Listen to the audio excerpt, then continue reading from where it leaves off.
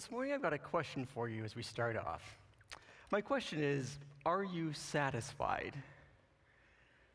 Again, to be satisfied means to be content. It means to not need anything else. It means that you have all the things that you're longing for and wanting at this particular moment in time. The scriptures sometimes talk about this idea of satisfaction with this concept of, I lack nothing, or I want for nothing. To be satisfied means that we're not striving, we're not pushing forward, we're not longing to try and find fulfillment because we have already found fulfillment, because we already feel whole. As you look at the past week that you've had and the state of your heart and mind this morning, do you feel satisfied? Or would the tale of this last week tell of the ways that you've tried to find satisfaction in so many different kinds of things? Today we're in a really interesting space.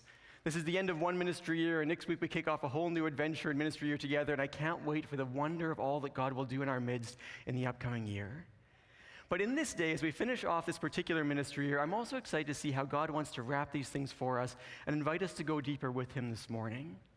This morning is one of those sermons where we have some good news and we have some bad news.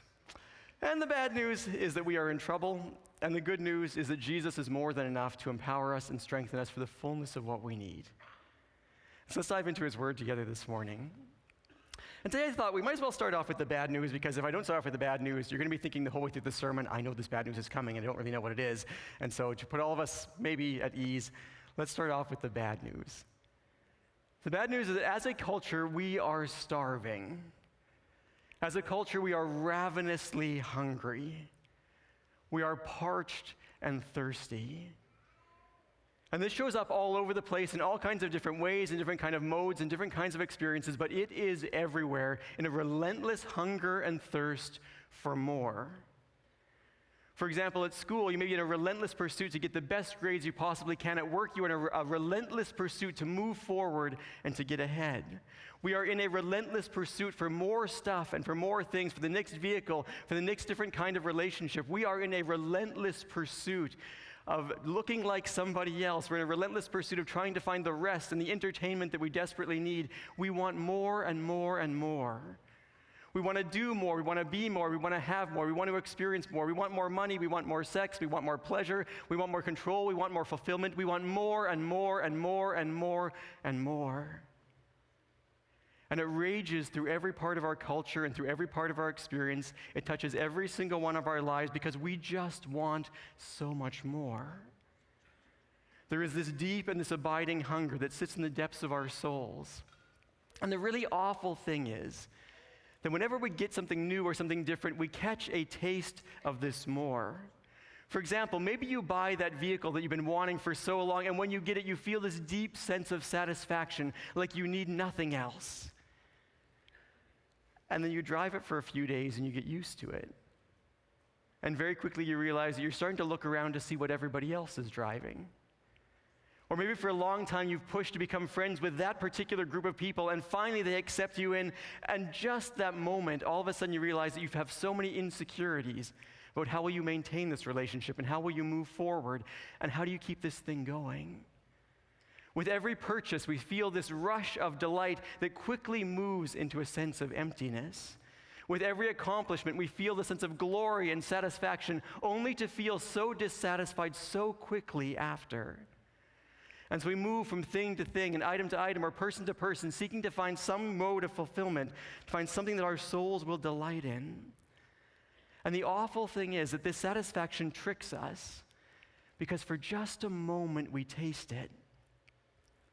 And we think that if having that thing gave us a little bit of satisfaction, maybe having more of it, or having something different, or having someone else will maybe give us the satisfactions our souls long for. And it embeds deep within our souls this lie that if we just had more, the satisfaction that we long for would be able to be experienced in our hearts and in our souls and in our lives. And so we move on and we try and find so many different things. And this satisfaction, this longing for it, moves us into all kinds of unhealthy places. Sometimes we recognize that we have got ourselves caught up in things that we never imagined that we would do because we're so desperate to satisfy this hunger. We run over people around us to get the promotion at work. We use people around us for pleasure or control or to make us feel significant or valuable or important. We give in to addictions and to all kinds of unhealthy and sinful habits because we just long for this sense of satisfaction. And all of a sudden we find ourselves in places that we never thought we would be because we are just so hungry.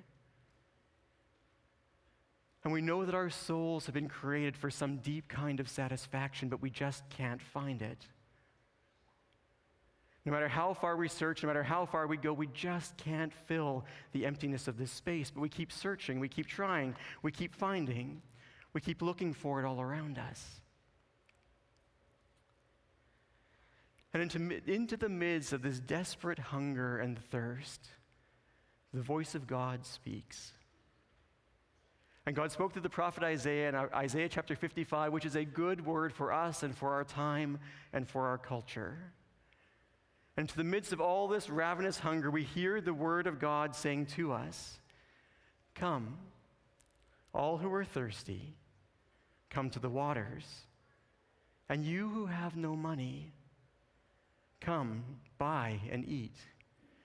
Come buy wine and milk without money and without cost. Why spend your money on what is not bread and your labor on what does not satisfy?" And this is the deep resonance in our souls. We are hungry and we are thirsty. We are longing for so much more. We are trying to find anything and anyone that will make us feel whole and complete in these lacking spaces of our souls. We run ragged in all these different places, and God is gracious and He's merciful. He knows that the things that we are pursuing and all these things we are chasing will never satisfy our souls. And so like a voice of sanity into the midst of our madness and our chaotic hunger and thirst, God gives this piercing question: why? Why would you do this? Why would you waste your money on what is not bread? And why would you waste all of your labor on what will not satisfy? This question from God is like a huge gong going off in our hearts and our minds, because for many of us, the answer to this question is we have never imagined anything else. We've never imagined that we could possibly find satisfaction in something else. We've never imagined that life could look different than it currently does, because all that we have ever seen and all that we have ever known is people running and racing and our souls craving and longing for something more valuable and more significant. And in His grace and in His mercy, God cries out to me and to you and just says, why? Why do you live like this? You see, God knows the truth. God knows that all these things that we are racing after and chasing are really good things in and of themselves. But they are not strong enough and they are not sturdy enough to hold the full weight of our lives. We need something different. We need something stronger. We need something more substantial. Because if we try and build our lives on all of these things that we are pursuing, we will find ourselves feeling empty.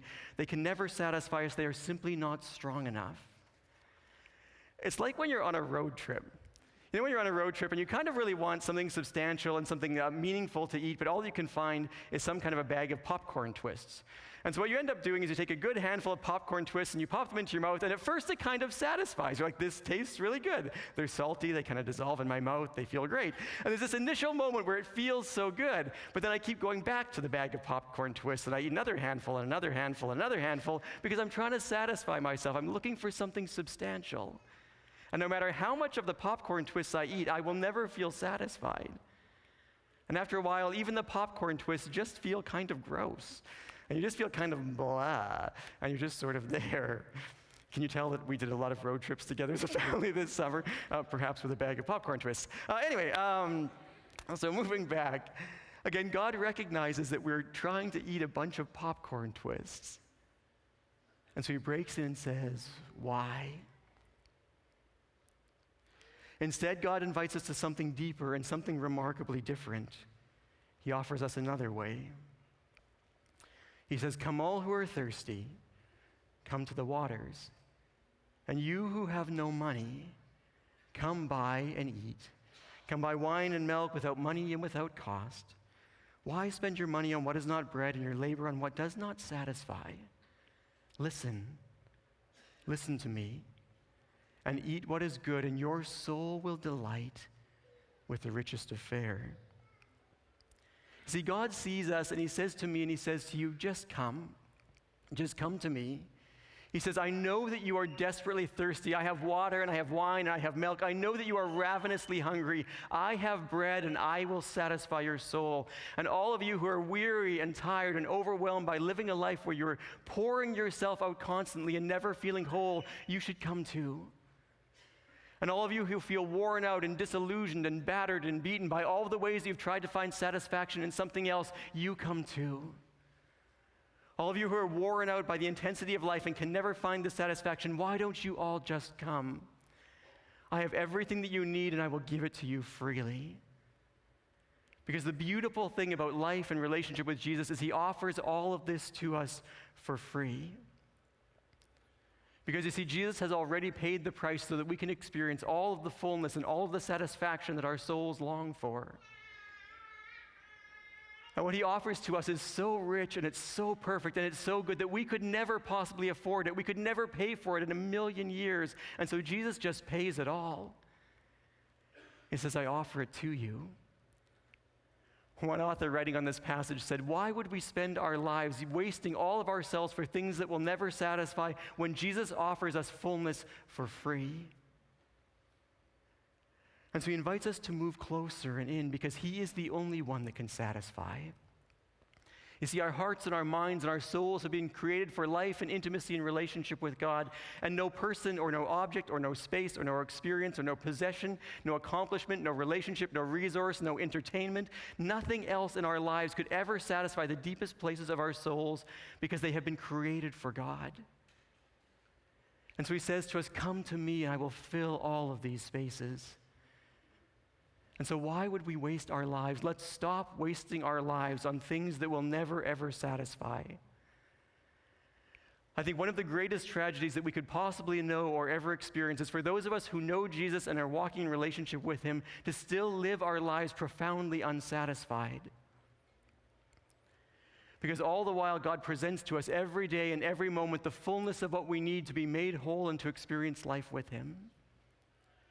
It's like we're sitting at a great and an enormous banquet with all the very best food that we could long for or would ever want, but we just nibble at it.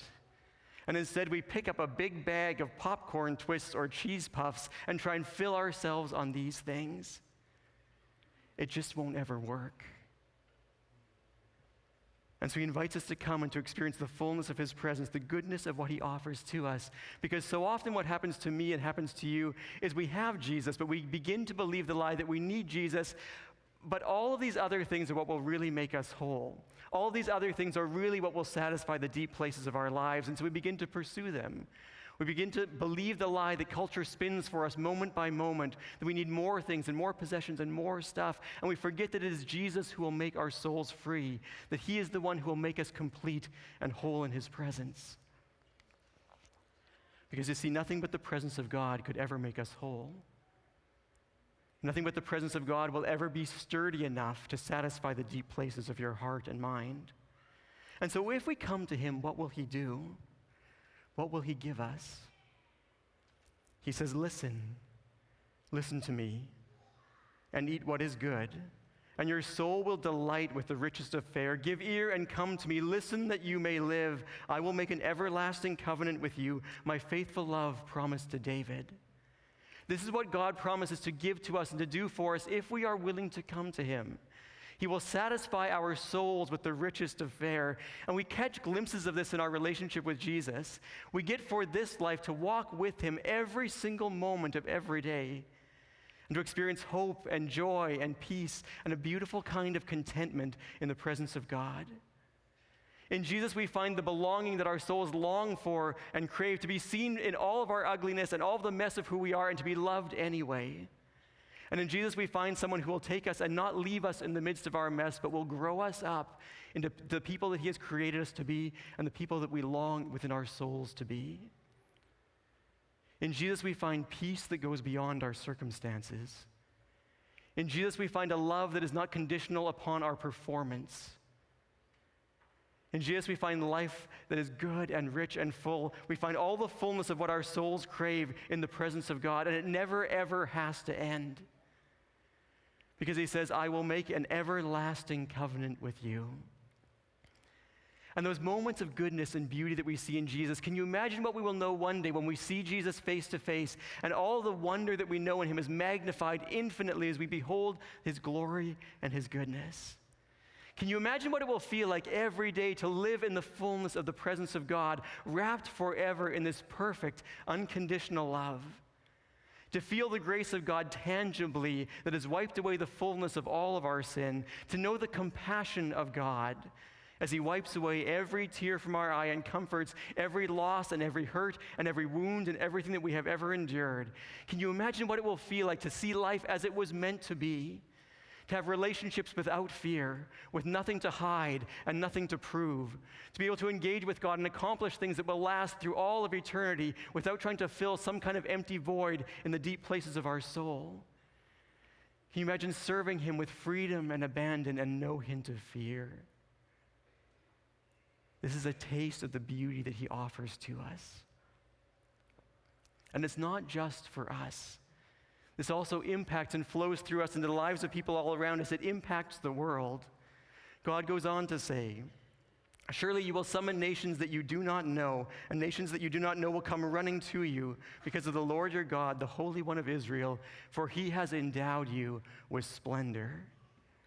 Again, as you and I submit ourselves to Jesus and find ourselves deeply content and satisfied in him, it shines through our lives and our relationships and our existence and our being. And we live in a culture that is ravenously hungry, that is overwhelmingly thirsty, searching anywhere and everywhere to try and find something that will satisfy. And can you imagine the difference if the hundreds and thousands plus of us would stand strong and complete, living a life of satisfaction and contentment in the midst of a world that is ravenously hungry? If we were this kind of satisfied in him, people around us would run to us. Nations that we don't even know would flock to us because they would see in us the fullness of what they long for, the satisfaction of this hunger and this deep and lasting thirst.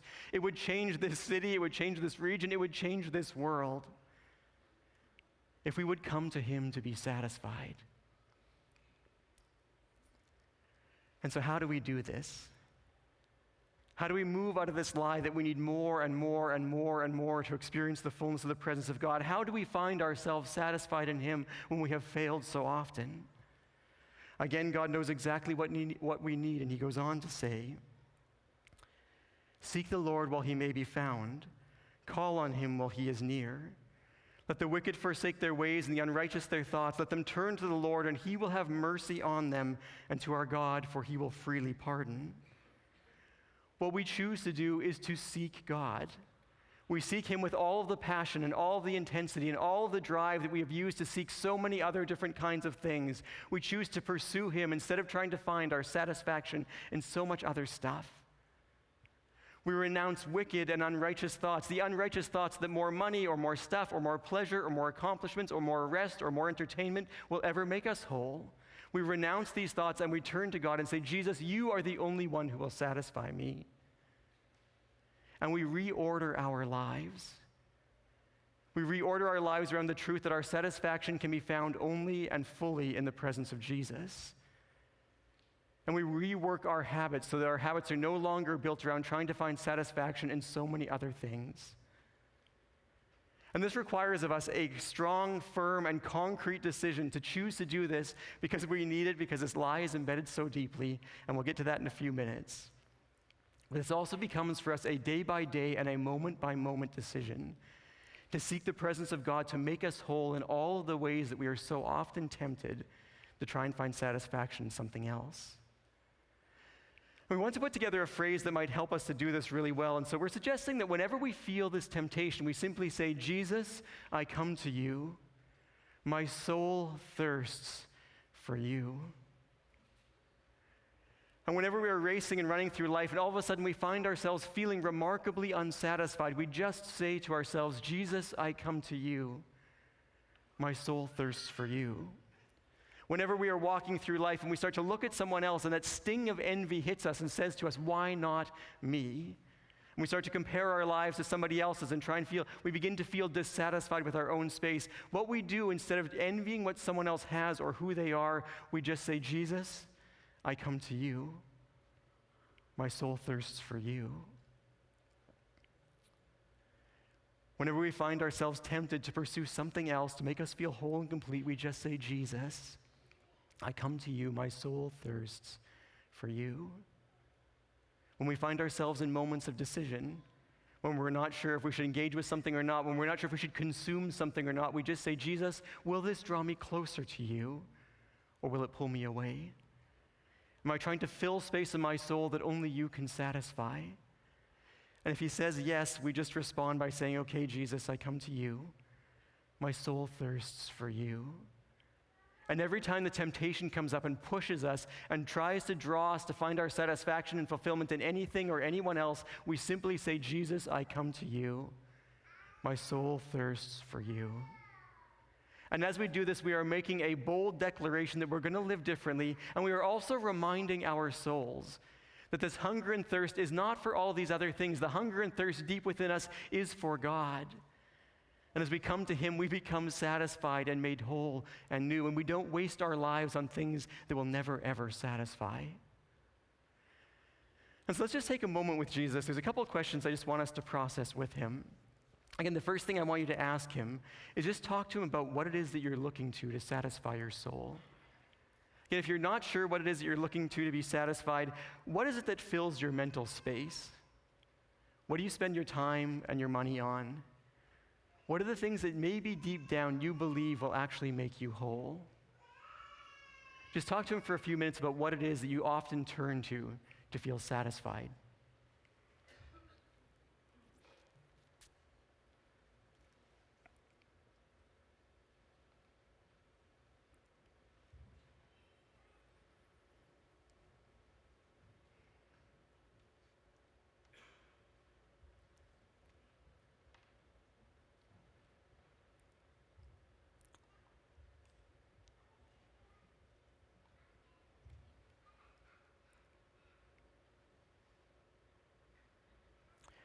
And then just ask Jesus, what is it that he wants you to do in order to seek satisfaction in him instead of in these particular things? Is there something in particular he is asking of you as a first step of obedience?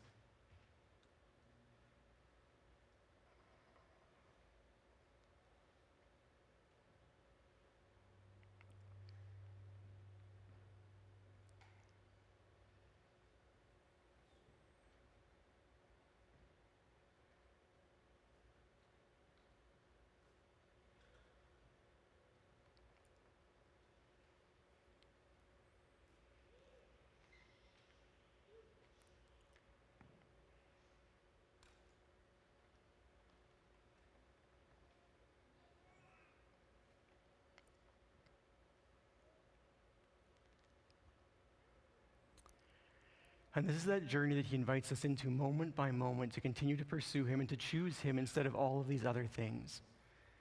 But the problem is that this lie of the desperate longing and need for more is so deeply ingrained in the core of our souls that we also need a defining moment.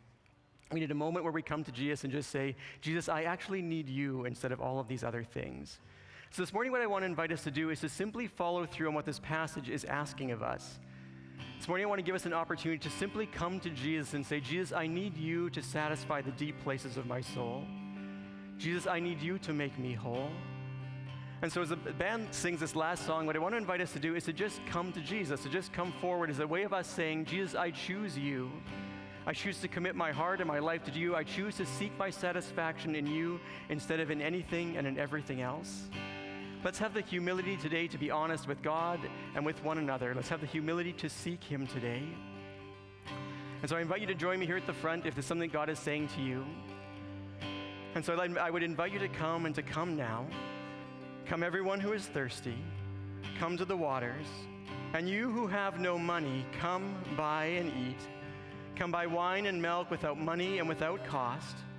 Why spend money on what is not bread and your labor on what does not satisfy? Listen to me, and eat what is good, and your soul will delight in the richest of fare. Give ear and come to him. Listen, that you may live. Again, as we sing this song, if you recognize this is a commitment that you need to make, I invite you to come to the front and just to meet us here as we commit ourselves to pursuing Jesus and finding our satisfaction in him.